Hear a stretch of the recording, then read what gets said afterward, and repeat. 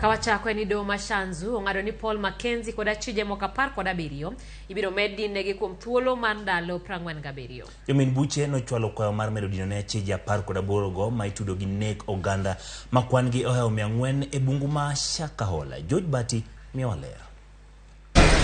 Odiochieng' mar winjo bura kaluwore kod nek mar oganda e bungu ma Shakahola. Jadolo ma itudo kod puonj magalagala Paul Mackenzie koda chije mamoko 17 wuok e od ang'ech ka bado okela omakogi kendo bila kogi.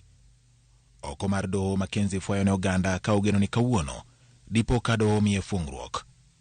Bang'e to gidonje doho.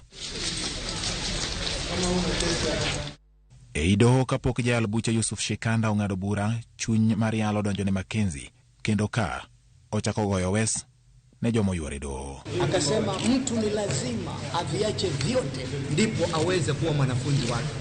Tosha, waambieni wanadamu maneno haya. Ni ya Yesu si ya mageni. Jok manandiko bayo bende ne okotuon chiemb chuny. Ne en thuolo mar nuoyo ne gindiko. Yesu alisema jitahidini kuingia kupitia kwa mlango ulio mwembamba. Maana wengi watataka lakini wasiweze. Mtu asipoacha vyote hawezi kuwa mwanafunzi wako. Hiyo ni maneno ya Yesu.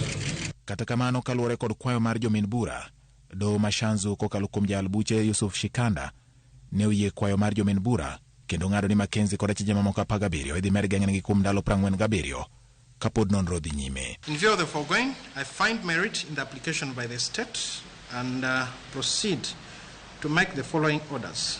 A.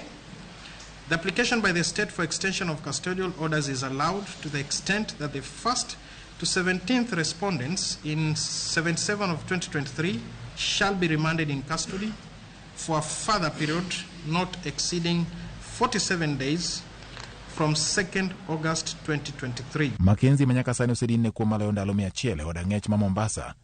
Motelo bende ne okuongo geng'ne tisendo bila ma Malindi kuom ndalo 15 kane pok ochwale Mombasa. Paul Mackenzie koda chije mamoko 17 itudo kod nek mar maloyo ji 400 e bungu ma Shakahola. Tim ma ichich ni ne otimo kaluwore kod puonj mobam e kinde ma chenro mar manyo ringre jomamoko pod dhi nyime Shakahola. George Bati, Ramogi TV.